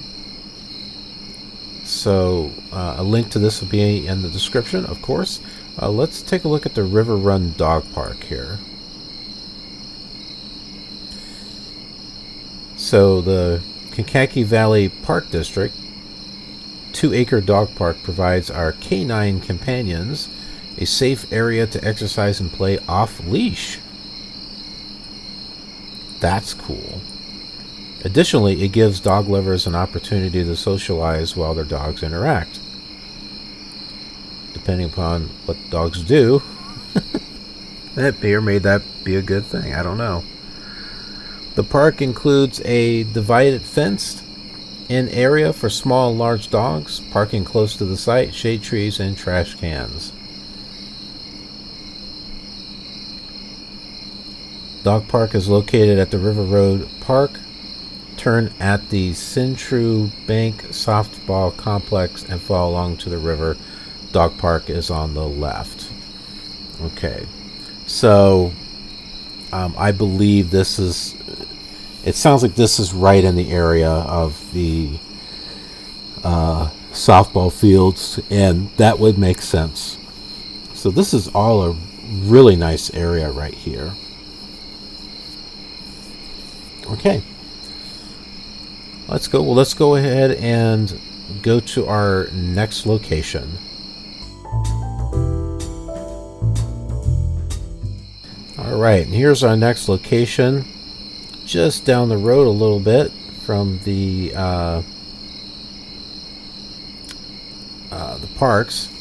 This is the Splash Valley Aquatic Park. Now you can't really see too much out here. You can move over here just a tad bit. We can see if we can zoom in. Well, it's, yeah, here it is, Splash Valley Aquatic Park. And this is actually not open at the moment. I have a website here. So here's the information, and there's really nothing else other than that. You can probably find some other articles, but they're going to do an official reopening of Splash Valley for the 2020 summer season. Maybe I should find a way to get to Kankakee for that. It'd be an expensive aquatic park with the travel time. Anyway, one of the most difficult decisions made by the Kankakee Valley Park District Board of Commissioners was to close Splash Valley after the 2015 season due to extensive mechanical and infrastructure issues.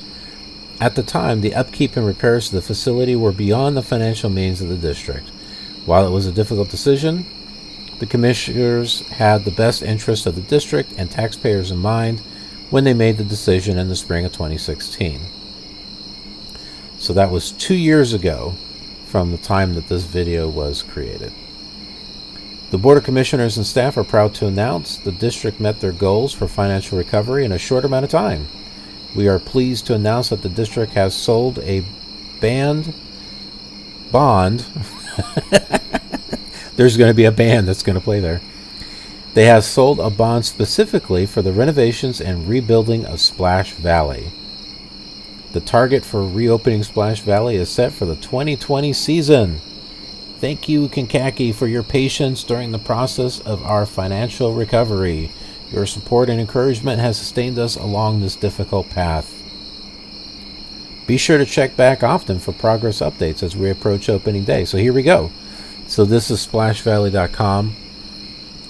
Link will be in the description.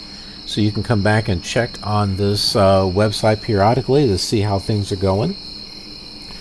And who knows, depending upon where we are with the world tour, maybe we'll make a special flight out here.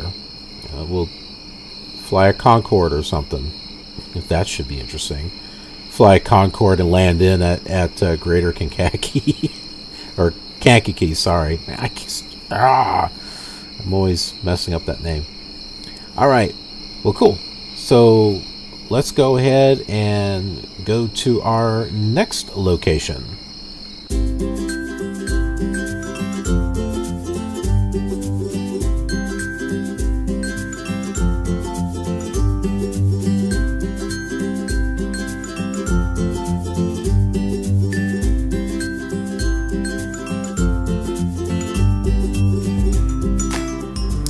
Okay, so we're parked over on the shoulder here. You may not believe it, but we are. And we are on one of the 3 bridges that I had showed you. I mean, there are other bridges, but these are the 3 bridges that were like right next to each other, with the railroad one being in the middle. So this is going right over Kankakee River.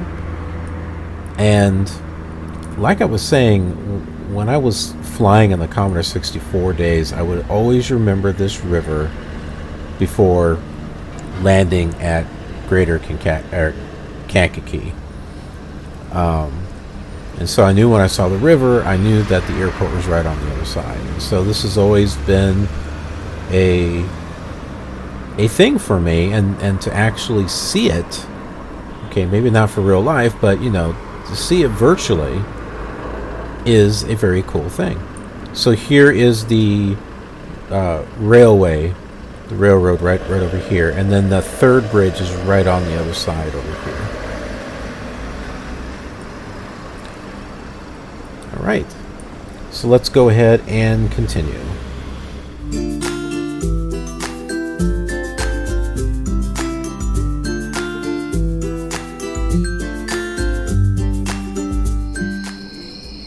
Alright, here is our next stop, and this is the B, oh man, what is it? The B, Be Good, that's what it is. The B. Harley Bradley House. This is I believe the first house that Frank Lloyd Wright had actually built. Please park on the street, don't park here. But take a look at the architecture of this. This is just really, really nice. And of course, you know, right next to the Kankakee River.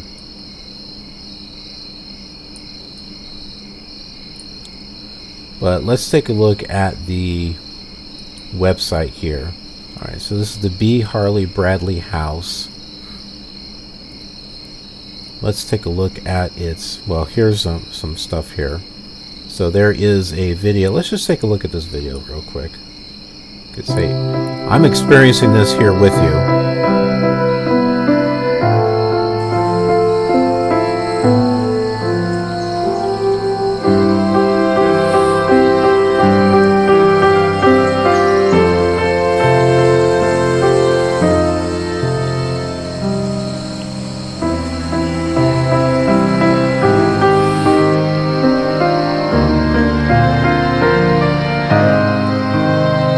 It's gorgeous inside.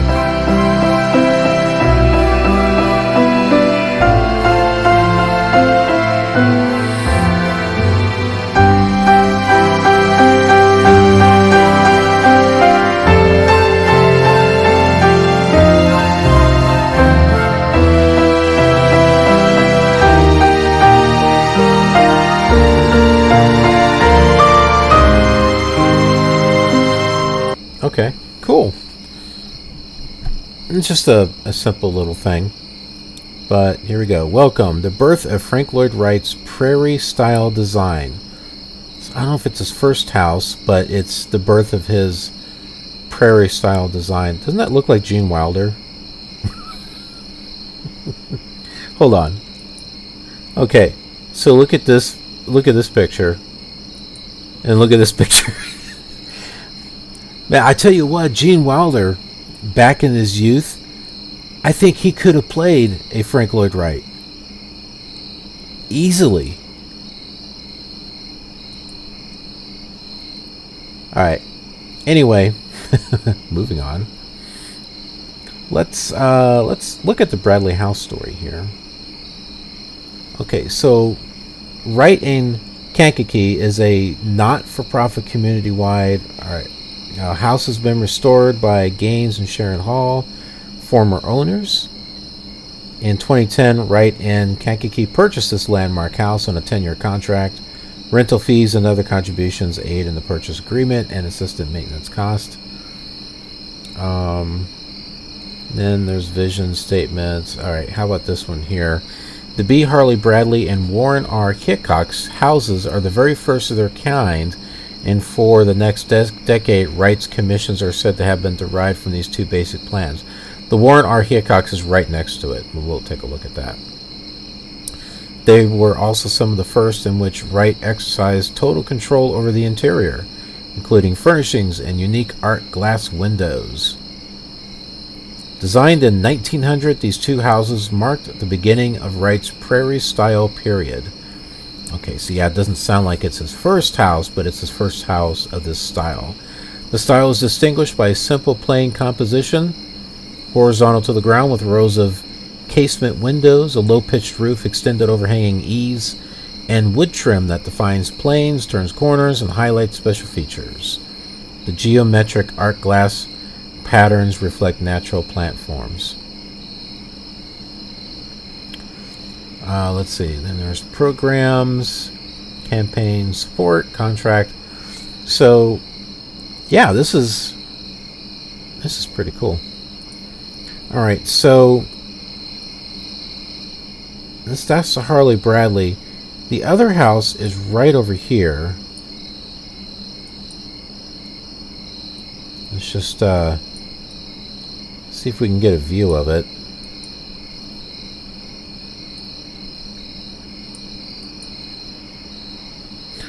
Maybe. Okay, so I think it's this back here. I don't think it's this. But I do have that website up. So this is the Warren Hickox house. This is actually from a site called Frank Lloyd Wright Trust. All of these will be in the description as far as links. The Warren Hickox house stands next door to the Bradley house in Kankakee. The building shares much in common with its large neighbor.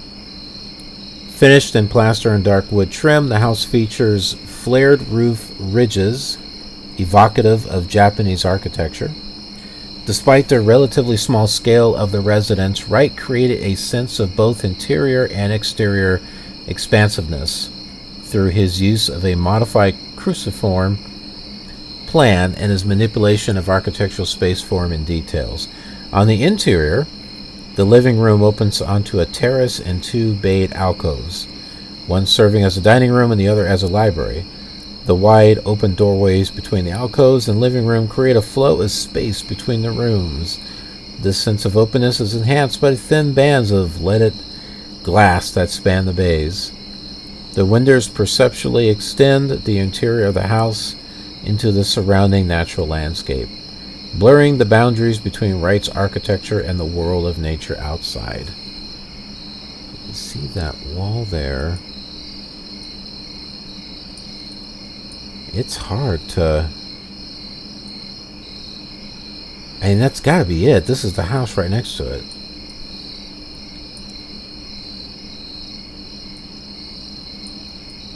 I don't think it's across the street, is it? Maybe it's across the street. No. No, these are just other houses. Okay. Well, it's got a pathway that leads over there, so I'm assuming it's over here. Alright, so let's go ahead and head to our next destination.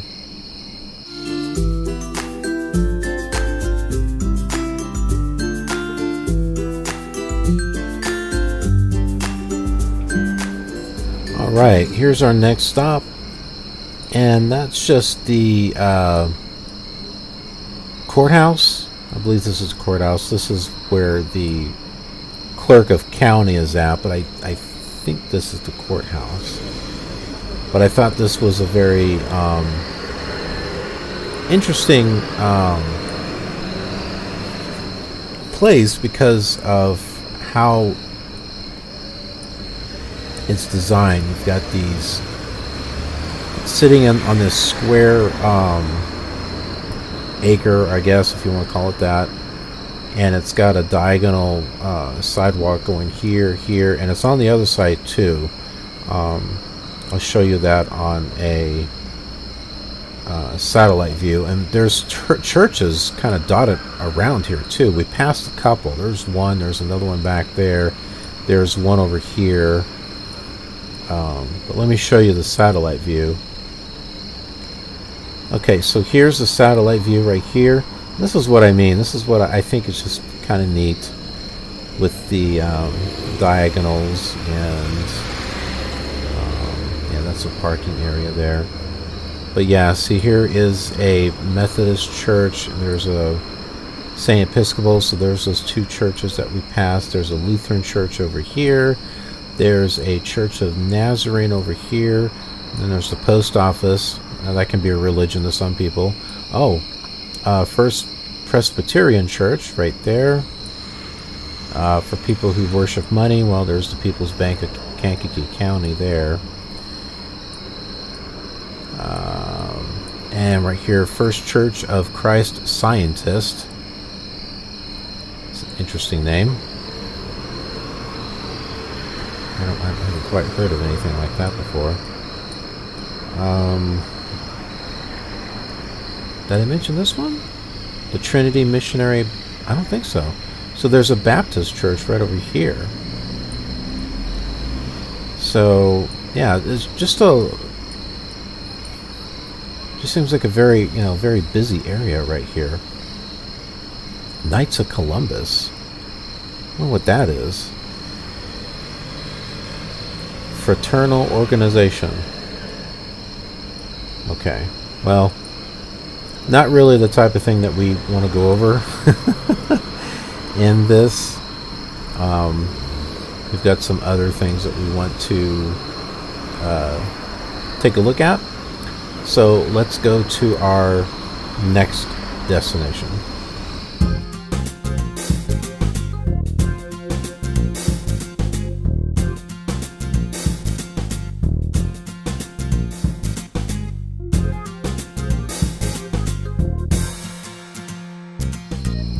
Okay, so here we are at our next stop, and that happens to be Dairy Queen.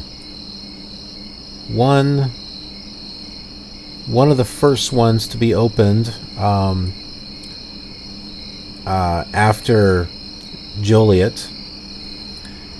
There are two here in Kankakee, and they are still in their original design. This is one of them. I believe this may be the second one, based on what the other one looks like, and we're going to go check that one out. But there's a couple of articles as well, and we'll go over one here and one at the other location.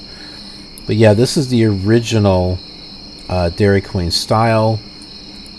This Kankakee is also the birth of the soft serve ice cream. So although it may not have the very first Dairy Queen, this is where the iconic soft serve ice cream had started, was in Kankakee. But this is like the original building. You sat outside, you got your ice cream out out front, and that was pretty much it. It's nice to be able to see the original logo and everything, and and not the DQ that they have right now. So here is one of the articles I'm talking about. This is from the Daily Journal of Kankakee, Illinois. Family owned since 1903, by the way. We were first, Dairy Queen fans. So here it is here. Dairy Queen is a famous restaurant chain that uses the advertising phrase fan food, not fast food. That fan base, I keep wanting to say fun food, that fan base stretches across the world. Guess where its roots can be traced to? Right here in Kankakee. 8 years ago, on August 4th, 1938, Sherm Noble was first sold a soft-serve ice cream that became a Dairy Queen staple out of his Kankakee store at 255 Southwest Avenue. I don't believe this is the one. The soft-serve formula was developed earlier that year by Iowa residents, I cannot speak today, John Fremont, J.F. Grandpa McCullough, and his son Alex. They convinced friend and loyal customer Noble to sell the concoction, and their teamwork obviously worked. Noble sold 1,600 servings of the new dessert in 2 hours, and a whole lot more has been sold in the years since. Within a year, Noble and the McCullough opened the first Dairy Queen store in Joliet. There are now 6,400 such sites. 9 of these stores still are owned by the Noble family. There are 2 in Kankakee and Aurora, and 1 each in Bourbonnais, Montigny, Moments, Geneva, and Batavia. I'm assuming Batavia is Batavia, Ohio. So that's cool. I got family there.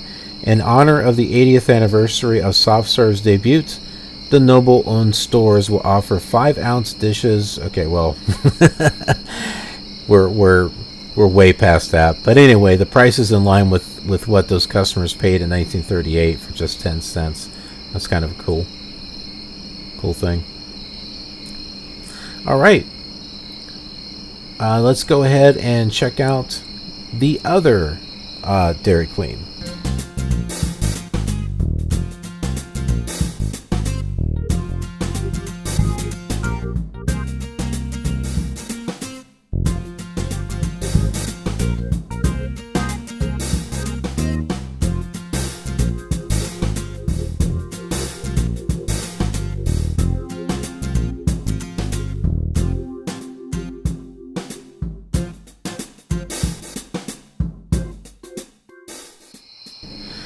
Alright, here we are.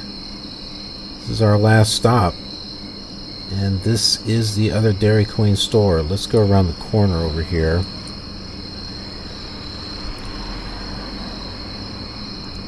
Let's see what I mean. See, now this one has like an old style thing. It doesn't even have a logo on it. It's just the actual text of the building. See that there. So I'm not sure which one was open first, but these are both. Man, I hate when it does that, when it goes back and forth. But that is definitely an old building. And in case you're wondering, this is on the west side of the Kankakee River. If you take Court Boulevard? Court Street. Right here. Take it west over the Kankakee River and go south on Wall Street. And the Dairy Queen store is right here. In case you're wondering about the other one, if you want to go check these out, if you take these are one-way streets. So if you take the one-way street right here where the county clerk was at that we saw, and take Court Street east. When you get to the Poor Boy restaurant,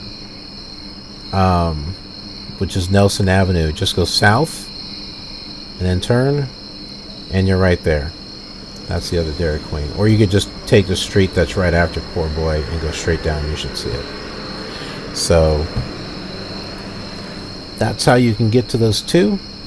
And as far as the other article for Dairy Queen, This is it right here. It's the Noble Stores LLC, the original Dairy Queen, the history. Born in 1908, our founder and DQ pioneer Sherb Noble was raised in Clemens, Iowa. After high school, he attended Iowa State University. Aims for a 2-year dairy course. He returned to Clemens to manage a creamery for a short time and then decided to move to Kankakee, Illinois area. In 1938, Sherb, I wonder if that's where they get the name Sherbert for, you know, the other ice cream.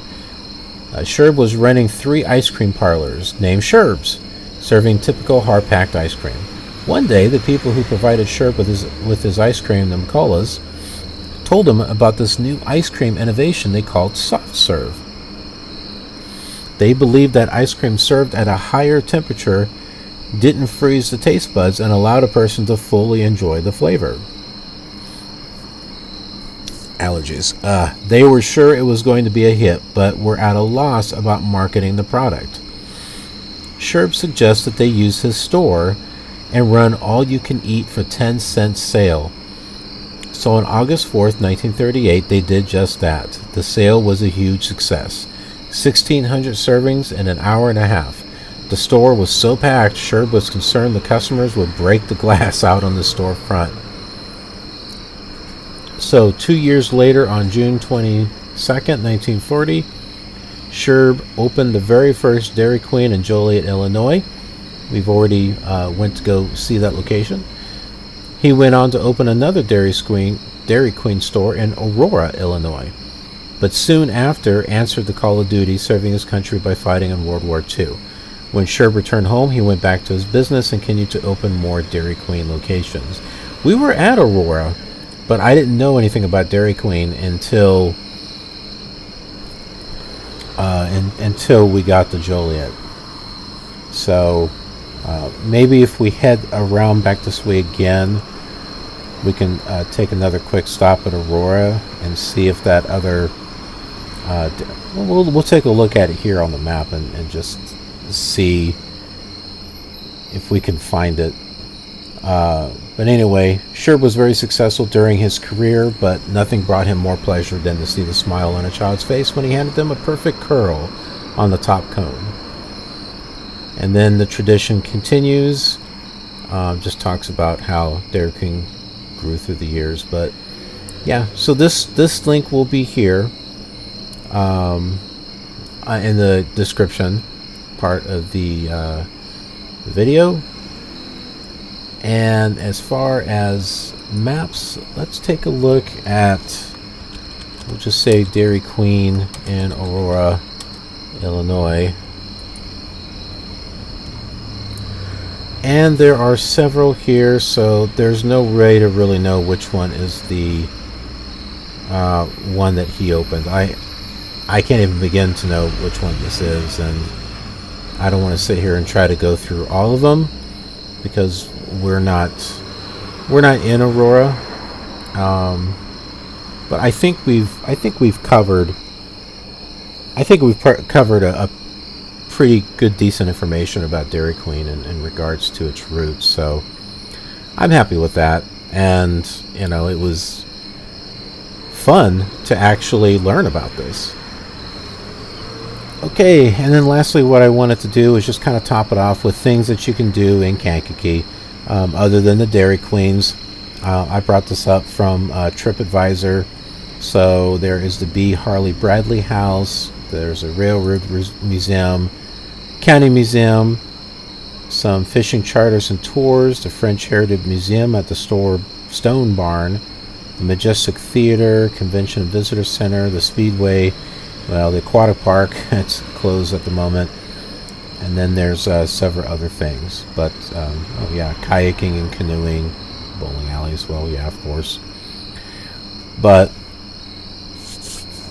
anyhow, this is a really neat city.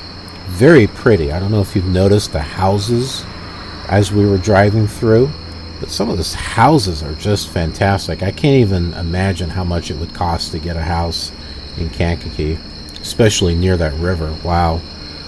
But wow, it was great. It was great to actually check this city out, and learn what I could about it.